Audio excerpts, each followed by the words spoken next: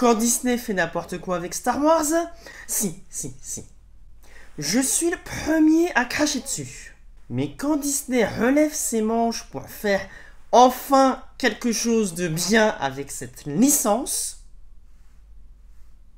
je respecte.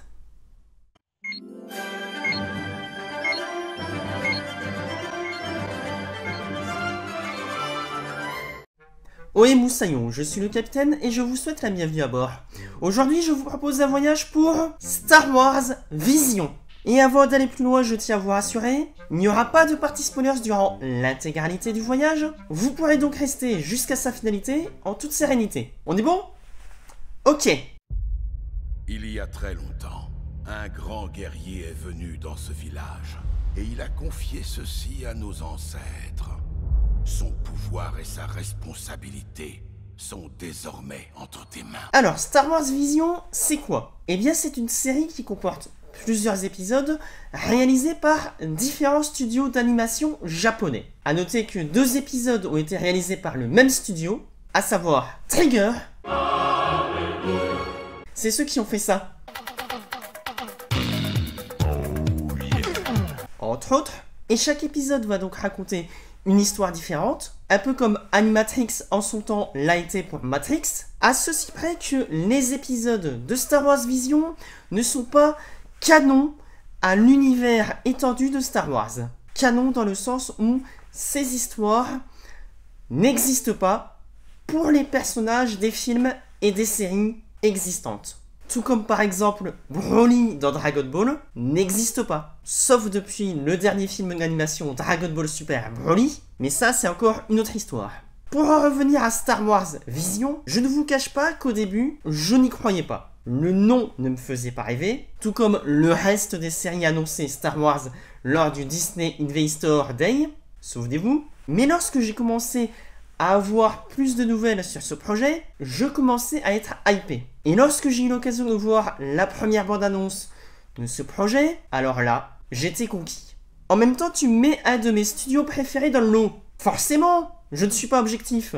Et quand tu m'annonces qu'en plus ils vont réaliser 2 épisodes, je dis oui. Et donc, résultat final, je pense que vous l'avez compris. Qu'ai-je pensé de cette série ? C'est pour moi ce que Star Wars a fait de mieux depuis la trilogie Origins. Oui, c'est acté.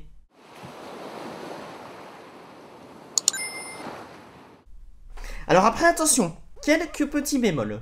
Déjà, il faut aimer l'animation japonaise, parce que là, cette série joue à fond cette carte.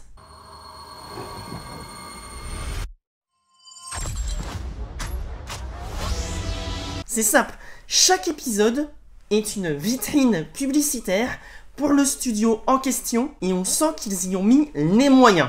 Et à titre personnel, ces épisodes m'ont donné envie de m'intéresser vraiment aux autres studios proposés par cette série. Le premier épisode de Trigger étant pour moi le meilleur en termes de mise en scène et paradoxalement le deuxième étant le plus faible. C'est simple, en le voyant, j'ai eu l'impression qu'ils avaient mis tout le budget dans le premier.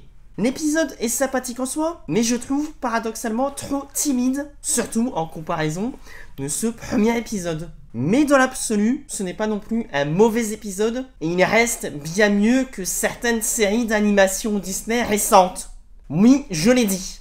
En termes de mise en scène, c'est donc l'épisode 3 mon préféré, mais en termes d'histoire, c'est l'épisode 8. Pour une fois que je peux dire du bien d'un épisode 8 de Star Wars, je ne me prive pas. Et je rêverais un jour de voir un film d'animation japonais Star Wars avec ces styles-là. L'idée me hype tellement plus que les projets de films réels annoncés. Je ne sais pas si ça se fera, mon côté pessimiste me dit que ça ne se fera pas, mais suivant le succès de Star Wars Vision, pourquoi pas? Si on m'avait dit un jour que ce projet existerait, j'aurais rigolé devant la personne qui m'aurait annoncé ça. Donc j'espère me tromper et qu'un jour ce projet de film se fera, mais ça c'est une autre histoire. Pour en revenir à la série du jour, je suis conscient que si vous êtes totalement allergique à l'animation japonaise, et dans ces cas-là, je vous plains, vous n'allez pas aimer cette série, parce que c'est vraiment la quintessence de ce que l'animation japonaise peut offrir. Mais par contre, si vous aimez l'animation japonaise, même sans aimer Star Wars, cette série pourrait vous offrir une autre approche de cette licence. Surtout si vous êtes un adepte des studios qui composent cette série.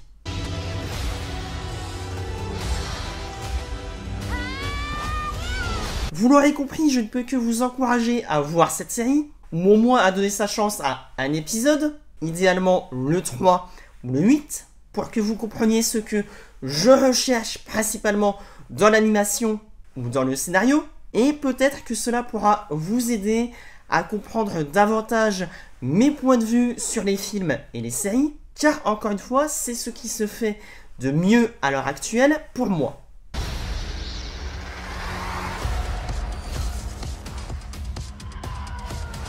La force est ton allié depuis le jour de ta naissance. Et donc, si je devais donner une note à cette série... Voilà.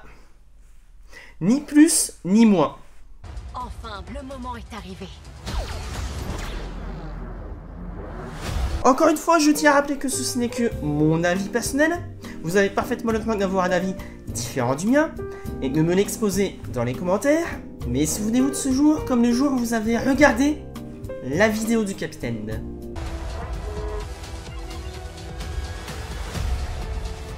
C'est la première fois que je suis confronté à de telles ténèbres. A bientôt pour une nouvelle traversée. Quelque chose de malfaisant et d'ancien.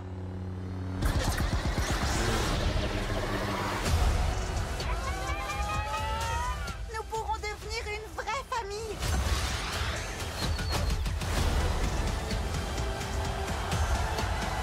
Ce sera le meilleur concert de la galaxie.